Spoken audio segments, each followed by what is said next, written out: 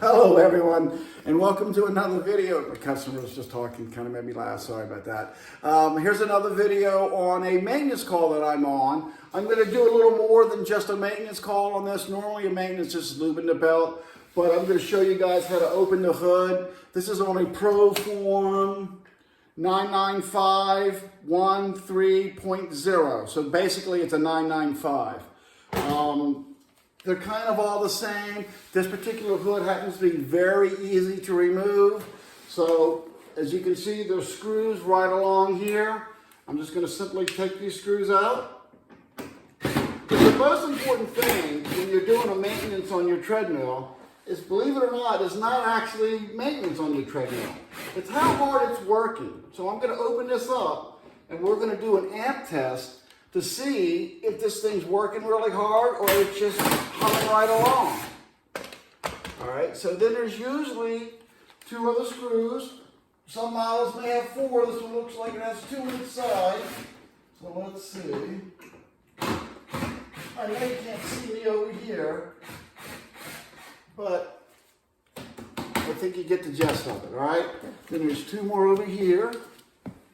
So don't use this as an example for all your Proform hood removals.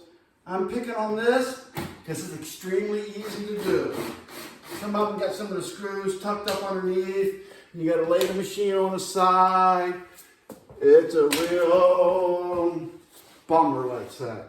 All right, so we're just going to remove this, and everything is exposed right here. All right.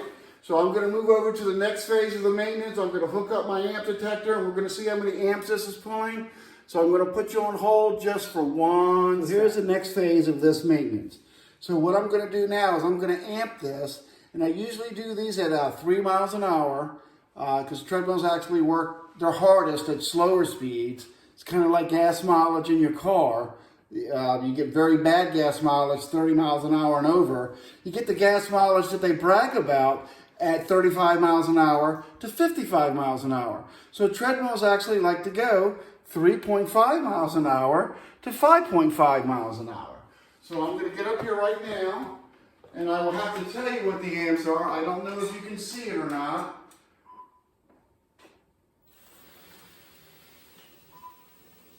Let me speed up to 3. So I'll tell you the numbers before I get to 3. So you want it to be less than 3 amps. You don't want it to work harder than 3 amps at a casual walking speed. All right, so I'm currently at 3 miles an hour. My amp detector is saying 1.55. So the motor is still good and the controller is still good. So without me on it, that's actually really good, almost brand new amp specs, okay? So what I'm going to do now is I'm going to walk on the outside edge of the belt. Wow. 2.2, that's really good for an older machine. Now I've changed this belt, I guess it was about 2 years ago, sir? Yeah, about 2 years ago. But the deck is ruined. But my meter says it doesn't care about my opinion of the deck being ruined. It's in actually perfect working condition. You'll see in a lot of my other videos that number will actually go to 9 or 10 amps. So from going 1.4 with nobody on it to 2.5 with me on it at 200 pounds is absolutely phenomenal. All right, so I'm going to get to the next stage, which is I'm going to actually lubricate the belt. I just kind of wanted to show you, well, I don't know how much lubricant is going to really help with the amps being so good like that, but it is the most important thing you can do to your Proform treadmill. So just hang on for one more sec. Here's the next phase in maintenance. I would have to say this particular Proform machine has flying colors, really. And I'm going to have to guess this is probably 8 years old. I'd have to look that up on Proform's website, but that would be my guess, to be honest. So it's running really, really, really, really, really good. So the next thing I'm going to do is what you really should always do is I'm going to lubricate the walking belt. Despite the fact that it runs so well, when I put my hand underneath here, it's very dry. And underneath the belt and on top of the deck, it should be wet and gross. You should, when you pull your hand back, you should have kind of a shine on it. So I know I need to fix that. I know that's not right, all right? So the lube that I always recommend for any Icon product, which is who makes Proform and Nordictrack, is I kind of like the factory lube.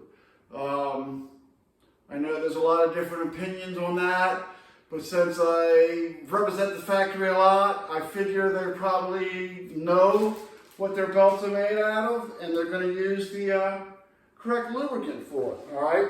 So you'll also see on a lot of other videos where they tell you to loosen the rear roller.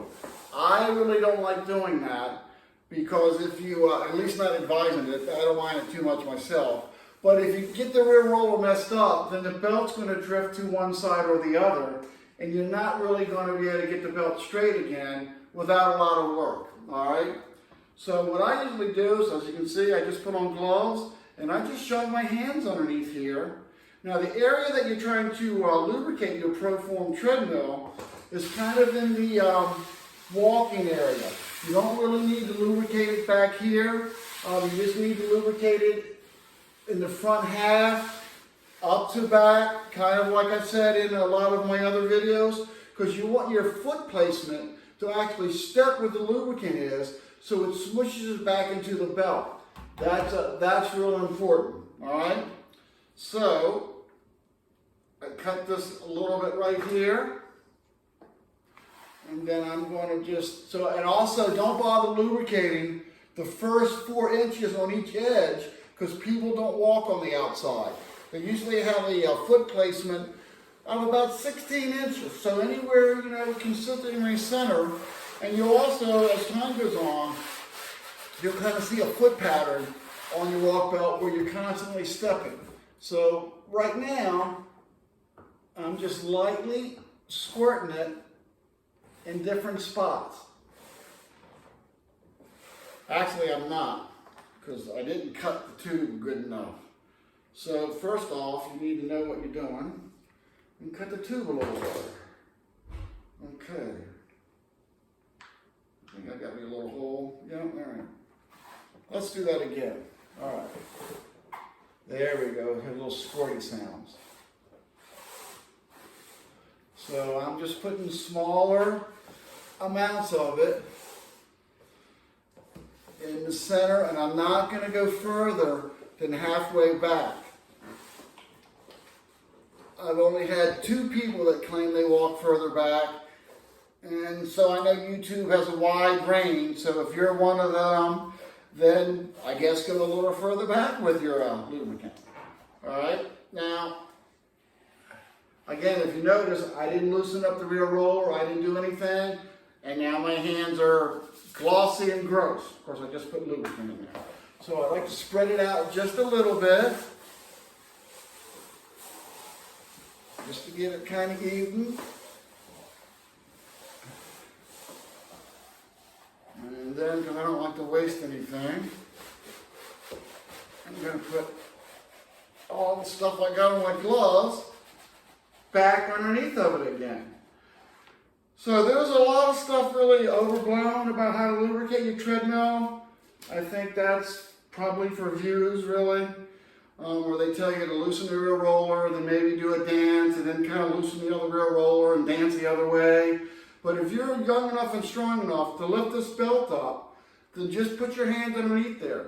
There are some cases where you can't, and then I kind of recommend taking a broom handle and sticking a broom handle underneath here, and you'll kind of have like a nice little tent that'll hold the belt up a little bit, and you can just squirt the stuff right there. It's important to do, but it's not quite as technical as a lot of people leave you to believe, really. So anyway, that's really it for this video. I don't happen to have one on the Proform yet, so this is going to be my video on the Proform. Thanks a lot for viewing. I look forward to doing another one with you very soon, but I'm out for now. All right, thanks a lot.